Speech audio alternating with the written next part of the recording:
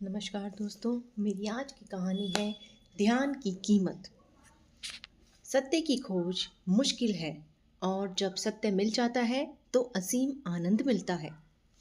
एक बार स्वामी महावीर जी कहीं जा रहे थे। चलते चलते वो एक नगरी में रुके। नगरी का अधिपति प्रसेनजित था। उसने सुना महावीर जी उसके नगर में आए हैं और ध्यान बांटते हैं। लोगों को ध्यान में लगाते हैं, पर यह ध्यान है क्या? मेरे पास सब कुछ है, अपार संपदा, पर यह ध्यान नहीं है। यह है क्या? मुझे पूछना चाहिए और इसे लेना भी चाहिए। यही सोचते हुए वह प्रसेनजित महावीर जी के पास गया। उन्हें प्रणाम किया और कहा, मेरी एक समस्या है। आप ध्यान की चर्चा करते हैं, लोगों को ध्यान लगाने की बातें समझाते हैं और ध्यान बांटते भी हैं, लेकिन यह ध्यान है क्या? मेरे पास और तो सब कुछ है, धन, पद, प्रतिष्ठा, लेकिन यह ध्यान नहीं।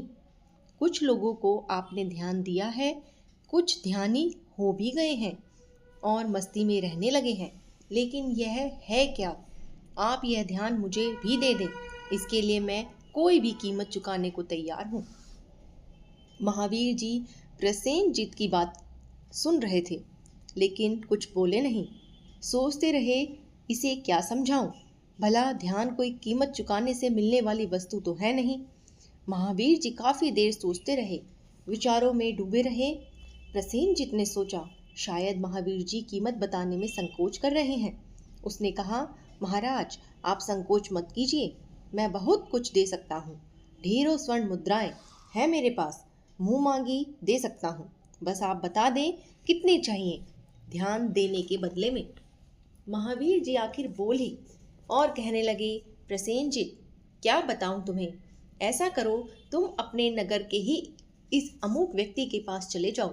वह बहुत गरीब है, उसे ध्यान उपलब्ध हो गया है। वह बेचना चाहे तो ले लेना। उसे पैसे की जरूरत भी है और तुम्हारे पास पैसों की कमी नहीं है। प्रसेनजित मान गया, रथ पर सवार हुआ और उस गरीब के घर गया। घर के सामने अपना रथ रुकवाया। गरीब ने देखा, उसके घर सम्राट आए हैं।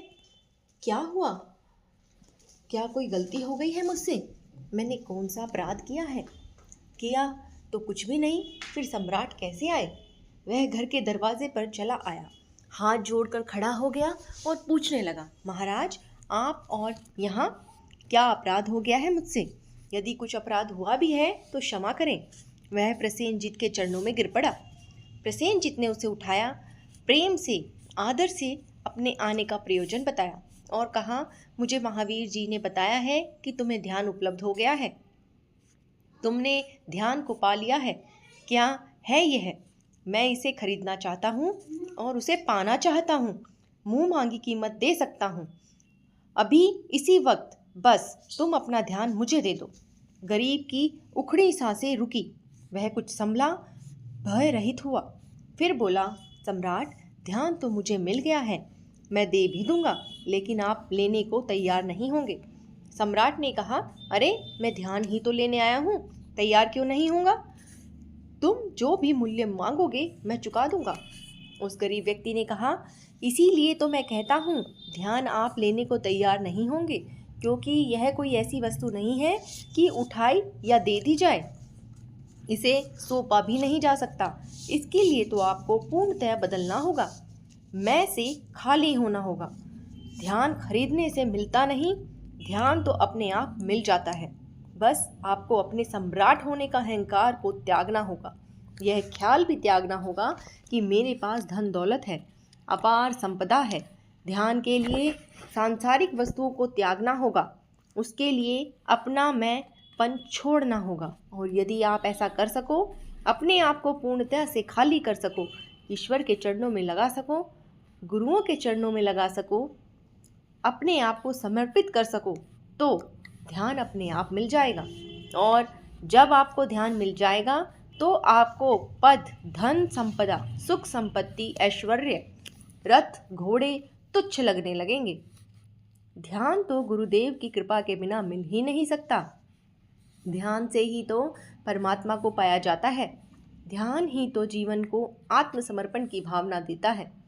ध्यान से ही तो वह सुख प्राप्त किया जा सकता है जिसे पाने से दूसरे सुख तुच्छ लगने लगते हैं। ध्यान से ही तो पता चलता है जो मैं हूँ वस्तुतः वह मैं नहीं हूँ। मैं शरीर तो हूँ नहीं, मैं तो अब के अंदर मौजूद जीवात्मा हूँ। ध्यान से ही तो ज्ञान मिलता है कि मैं तो ईश्वर का ही एक अंश हूँ, उसी का रूप हूँ। ध्यान से ही तो यह पता चलता है कि दिखने वाली हर वस्तु एक दिन नहीं रहनी, और जो रहनी है वह है आत्मा, जो ना मरती है ना कभी सड़ती है, जो जैसी है वैसी ही रहती है। क्या आप कर सकेंगे, सोच सकेंगे, त्याग सकेंगे अपने आप को, अपनी मैं को, मेरे को?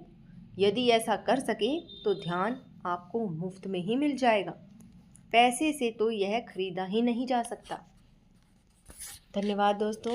अगर आपको मेरी ये कहानी पसंद आई हो तो इसे लाइक और शेयर करें, और मेरे चैनल अक्षत स्टोरीज़ को सब्सक्राइब करें ताकि मेरी आने वाली स्टोरीज़ के नोटिफिकेशन आपको मिलते रहें।